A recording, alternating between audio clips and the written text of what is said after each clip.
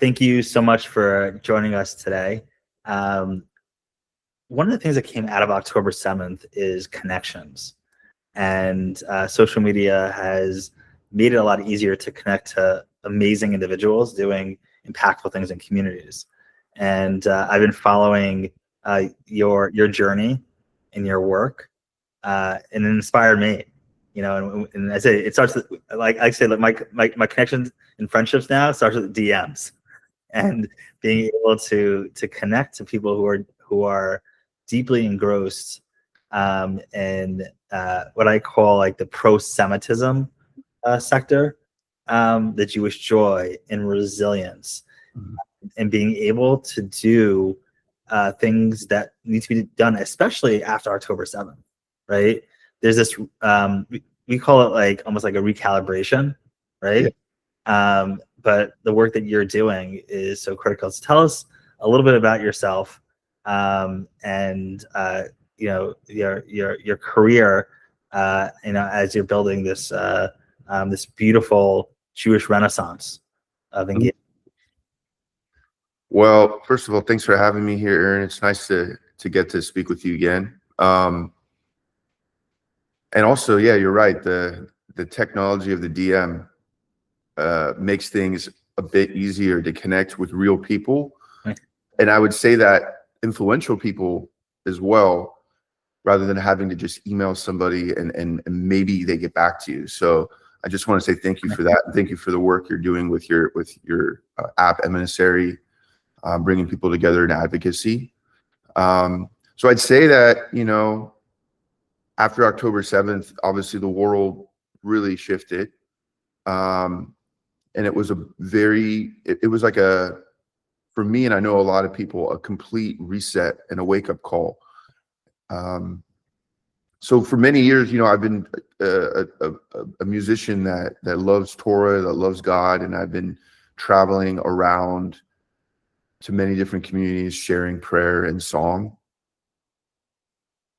It started when I got into Jewish music. It started at Jewish summer camps, the Reform movement, and I moved to the conservative movements, the Solomon Schechters, the Ramahs, all that stuff, and synagogues, and then a promoter kind of heard about my music in the kind of secular festival space, you know, where DJs play and bands like that, and that kind of became a big part of my life. And I just traveled for many years to music festivals.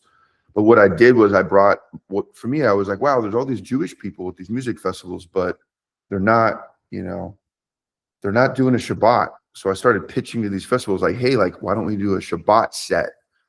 And that was kind of my thing. And I loved it.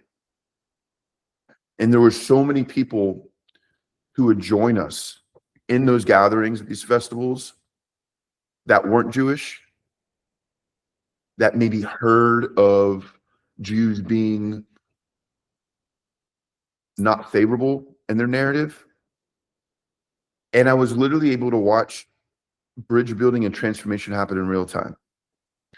Okay, so this was like years of, for me, ministry. The way I see it is connecting with real people, who may have opposing views. And that's always been a big part of it. But then when October 7th happened, right, it was like the world was flooded with misinformation. And honestly, we don't really know the impacts of in this moment. We don't really understand how horrible it's going to be moving forward, but we do know, many of us do know, we heard the Qatar and many companies were feeding these social media farms all these fake accounts. This is why we call it the seventh front. Israel says we're fighting many fronts, but they're also fighting the seventh front, which is the information front. Mm-hmm. And a lot of people got, I would say, brainwashed. There's been a lot of misinformation that impacted these people. So these kinds of spaces after October 7th, for me, were no longer available because of their understanding of what it means to be a Zionist. That word is, the definition has been misunderstood. about their they don't understand what Judaism is. They don't understand that we're a people, we're a faith, we're an ethnicity. And it just really kind of transformed the whole space.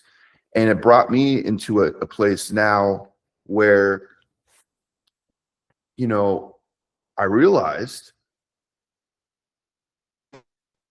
why not go all in? Why not, instead of playing at these festivals that, you know, trying to get booked at these festivals that don't want to book me anymore, why not double down and just focus back on Jewish communities and spiritual communities? So what I did was I applied to rabbinical school and cantorial school, and I started my journey at the Academy of Jewish Religion in New York as studying both a rabbi and a cantor. I'm a Kol Bo student, which means, you know, of both. And very grateful for that. And I began studying every day. So like my day-to-day these days is like waking up early, and it's like being in Torah, and then Nusach class, and counseling class, and whatever it may be. And that's a long. Can I ask you a question? Can I ask you a question? Nusach class. I want to hear about that, because that's very interesting to me. So, you know, like, how is that? Like, you know, there's different Nusachs. And if people don't know Nusach, it's a way to through song, right, or through different types of sounds, explain what a prayer or a learning session. So because that's interesting, like a Nusach, how does that work with Nusach? So class? Yeah. Essentially, there are specific modes, we call them. Yeah. There's different motifs that are put together that represent different aspects of the week, the day, the year. And so they'll say that if you take a person, and I were to take you, Aaron, and I were to freeze you and put you in you're gonna be in an ice capsule for 1,000 years, and we took you out, that one, the world would still be here, but it, you know, be beautiful. The third temple would be built. You would come out, and for some reason you were blind because you couldn't see, but you could hear. And if I were to sing, Shochenad Maron Kadosh Shemo, you would say to me, "Oh, it's morning. It's morning Shabbat." You would say it's morning Shabbat, or dependent on the way I'm singing, you would know if it's the high holidays. You would know if it's Shabbat. You would know if it's Purim. But there are specific cantillation modes, from how we read from the Torah, how we read from the Haftorah, that explains the timing of the year. And because as a Jewish people, we love time and we love getting with our music. So that's kind of what we do. So I'm like studying, like, for instance, this trimester, I'm in Shabbat morning Nusach. But, you know, last trimester I was doing the evening, and we've done Shalosh Regalim. I mean, it's not just studying. It's like literally opening up. Like my teacher, his name is Chazan Solzim. So he is one of the oldest Chazanim, one of the oldest Chazans who, you know, has been alive. He's been around since he's about 70 something years old. He's from the golden age. And I get to sit with him and just study music theory all day. For me, you know, as a rabbi, you know, you don't really get to actually study the composition of these notes. So for me, I'm getting pushed pretty hard here in my capacity to step into myself being a musician. Because for me, I learned from ear. So this was definitely a big edge. So let's jump into something that you've been dealing with for a while now, anti-Semitism. Yeah. You know, as a musician, you have a love to share music with the people in community. And you've been going through a lot personally, you know, being attacked by someone who you can say hates you because you're Jewish and that you are, you know, Zionists. And between your legal battles, but putting that all aside, take us back of what happened to you, and kind of like the progression of literally being assaulted, right? Like from a Jewish level. You're being assaulted in a way that's professionally and personally. So tell us a little bit about what has been happening. Yeah, so thank you. So there's a musician that there's a truck outside. Hopefully it's not getting in the way of the sound. Okay. So musician who I have been engaging with. I played a festival with her actually up in Oregon. I don't know, it was 4 or 5 years ago or something like that. And we played the same festival. She seemed like a nice person. And after the festival, it was at a hot spring. So we went to a hot spring and we were all like, a bunch of people were just soaking, because I love hot springs. I don't know about you, but yeah, I do. Yeah. Original mikvah. Yeah. And we were having a conversation. She was like, "Oh, so I hear you're Jewish." And I'm like, "Yeah." And she was like, "So you support genital mutilation?" And I'm like, "What do you mean?" And she was like, the circumcision. And we got into the circumcision. And we had a conversation about that. And I kind of, I began to just listen and try to understand her point of view. And it got to a moment where I was just like, this just doesn't make me feel uncomfortable. This just doesn't make me feel so comfortable. Mm-hmm. And I told her what I thought, and we shared my views. And, I said, like, this is the covenant. This is one of the main covenants of a Jew. And we talked about, what it means Kabbalistically and all that kind of thing. And I basically ended the conversation. I was like, hey, like, I, first of all, understand that you're upset about this practice. I'm not available to have this conversation with you anymore, but, it was great to play a gig with you. And I got up and I left. So what that turned into weeks later was her getting me talking to the promoter, lying about me, saying that I run shady Jewish music business deals. She said that I drink baby's blood, that I support genital mutilation. And so, like, these are, these are things, this is rhetoric that's, medieval. I mean, it goes back longer than Israel. I mean, I think she borrows a lot of her rhetoric from the protocols from the elders of Zion,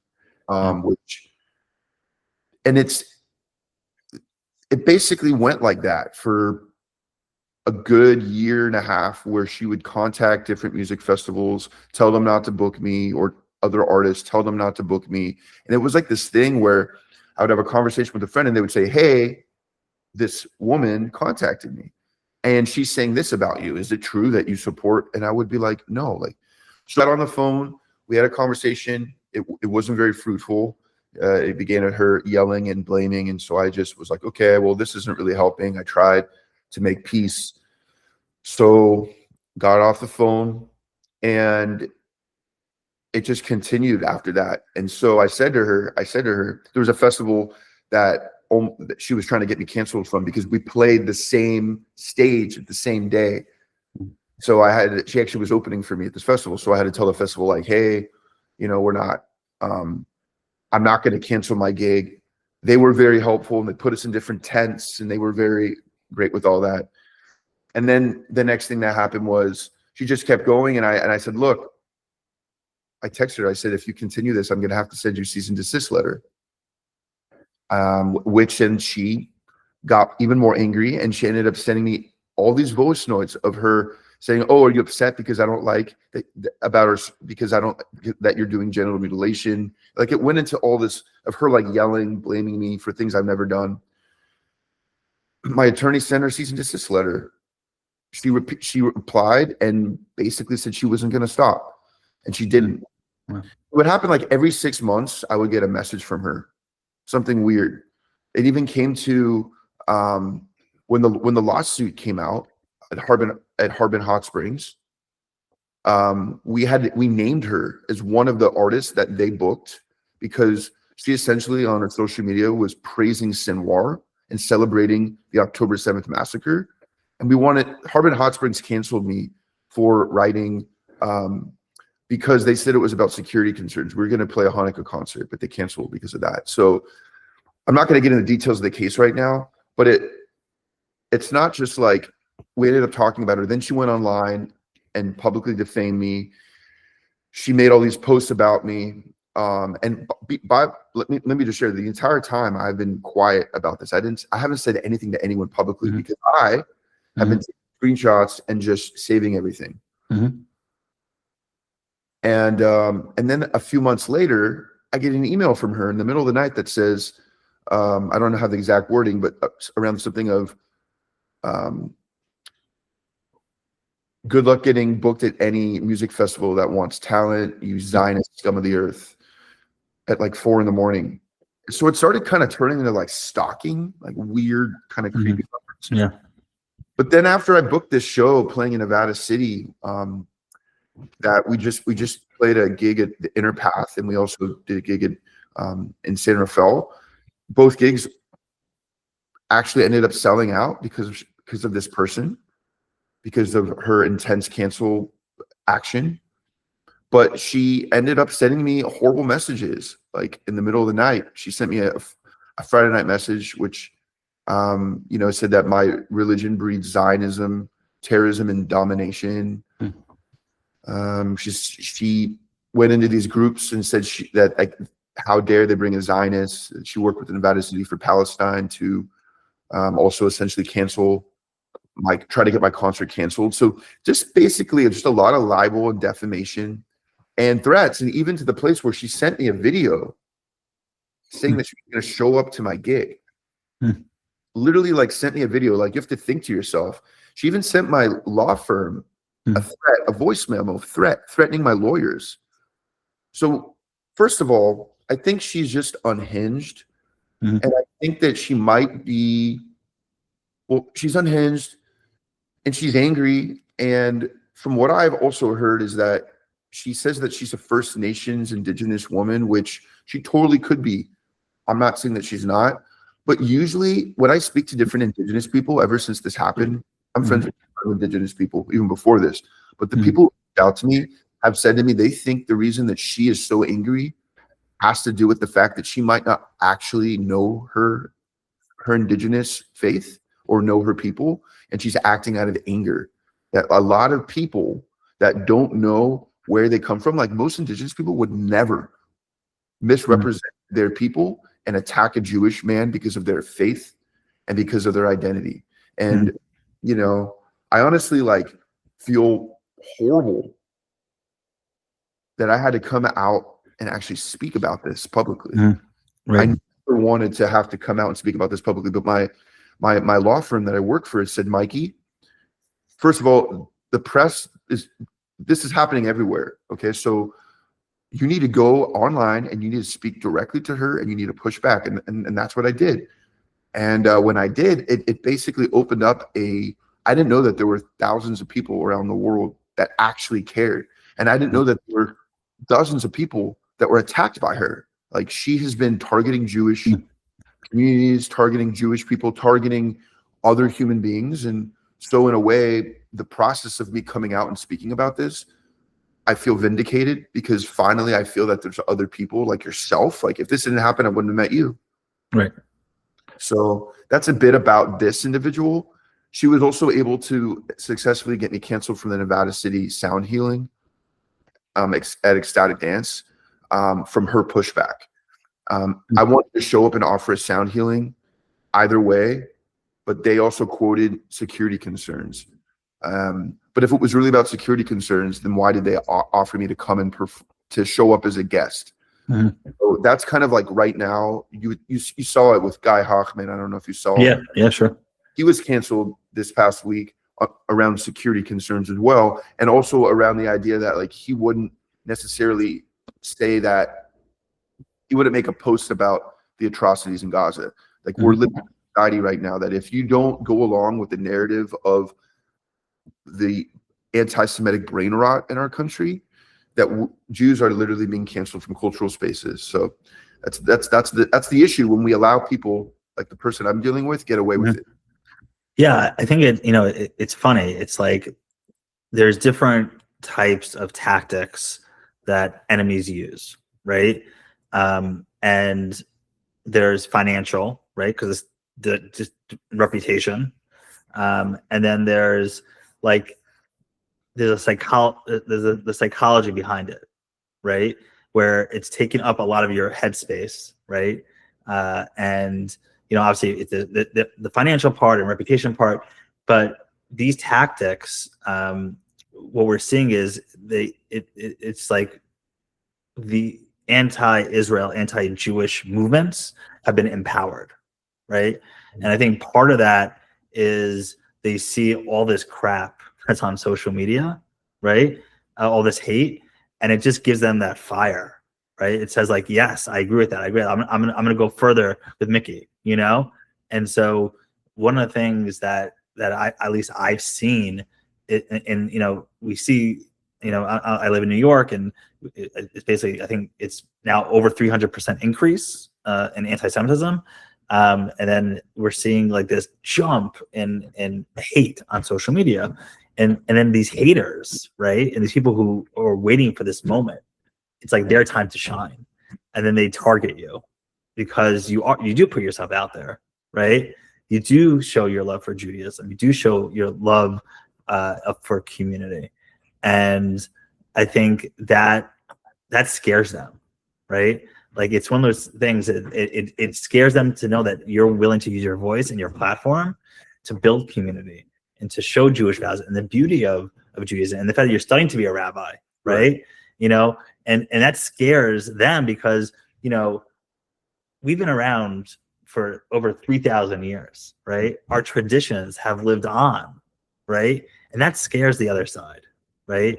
Because we say like we survived the Romans, we survived the Nazis, we survived, and we're still here, right? And we survived even after October 7th. Mm-hmm. And I think that's what scares them, because they don't have a mechanism to say like, oh, we're gonna win this, right? Because they can't, right? And it goes back to what you said about the Nusachs, right? Mm-hmm. Like we are this incredible religion that will be around for millennia, right? Based on our sacred values and Jewish ness, right? Mm-hmm. And that scares them, I think. And so this is their tactic to fight back in a small way, but a hurtful way, right? And that's the reality that we're living in. I think you should be a rabbi, first of all. You're definitely a very charismatic person. I agree with you 100% about everything. And I think it's important for us, obviously as like a Jewish musician, I want to spread the love. That's like my main focus, is how do I find a way? And I think this is what I wanted to finish with the first point earlier, was I want to find a way to find a Jewish soul and turn them on about God. Yeah. I want to find a Jewish soul and turn them on about prayer, find ways that they can connect with their ancestry, with their faith, right, and do what I can to be to help them be a bridge. If that's through music, if that's through story, if that's through Torah, whatever it may be. That's the main, that's the focus. Right. And we have to come out and we have to speak up. And when people come at us, we need to stand up for ourselves and speak about the beauty of our people, about our tradition, about our faith, about our connection to the land of Israel, which is intrinsic. If we continue to put our heads down, these people that you're talking about will continue to do that. And then we'll live in a society over time where the narrative their narratives will come true. We've seen this historically. And so I'm kind of like riding this edge where positive content can I put out, I try to put out positive content about Tu B'Shvat coming up this week. Beautiful. Let's talk about the 7 species. Let's talk about the positivity of Shabbat. Talk about the positivity of the season we're in. And we have to talk about the anti-Semitism, and it's a dance. And so, and I'm hoping that if you're a Jewish creative and you're out there and you're shining your positivity, great. And if there's a way that you can fight back using your platform about this anti-Zionism and anti-Semitism, please use your platform to do so if you're listening to this, because I feel that it's in the stories that we tell that one soul can be transformed. We never know what the power of our words will be. So true. And so tell us a little bit about what you're working on. You mentioned to me that you have a lot of exciting things coming out. So tell us a little bit about what you're doing. Yeah. So let's see, a lot of exciting things. So I have a bunch of new music coming out. I just released a couple songs, a Shema, which was a remix done by the Human Experience. He's a prolific electronic music producer. And it was a remix of a song I did with my friend Benji. So there's a couple Shema tracks out that you should totally listen to. And then in the next month, I'm going to be releasing a song called Ya Alo Sadai, which is a song that's taken from Shabbat liturgy. And it talks about the fields singing the songs of God, the trees and the fauna and the flora. So it's a song all about our relationship with the fauna and flora and God. It's beautiful. And I'll have that coming out, just a bunch of new Jewish music. I'll be also this month going to be at Soul Spark, which is a renewal Jewish service where I'll be offering a prayer in February on the third week of, it's a Friday, I think February 20th. Let me make sure so people know. Yeah, February 20th in Aliso Viejo if you'd like to join us. And also in April, I'll be in Northern California headlining a Jewish music festival. I need to give you the dates about all that. But yeah, you know, we have a lot of of light, brother. You got to shine a light. You know, it's like it's one of those things. And I love hearing this because we need it. You know, it's just this type of thing is like what we need. We're you know, I'm actually going to show my son some of your content. You know, because I think he was just his bar mitzvah. And so he, it was his first experience going up to the Torah, and he speaks, I say, from his neshama. You can actually, it's like right here. And I know that, when I was watching your videos on Instagram, it's just so beautiful. Like the way that you do it is, it is unique. Like it's something that, I'm not exposed to every day, right? But the type of engagement of Jewish joy and continuity is really special. And more people need it. And I even go to the younger generation, not even whatever they are, if they're Orthodox, conservative, Reform, like they renewal, whatever it is. It's like these types of things transcend, where you are in your spiritual journey or your Jewish journey, and it's a refresher in this time. Thanks, Hashem. Yeah. And so, where can people learn more about your work? Well, they first of all can go to my website, MikeyPauker.com, Instagram, TikTok, all those things.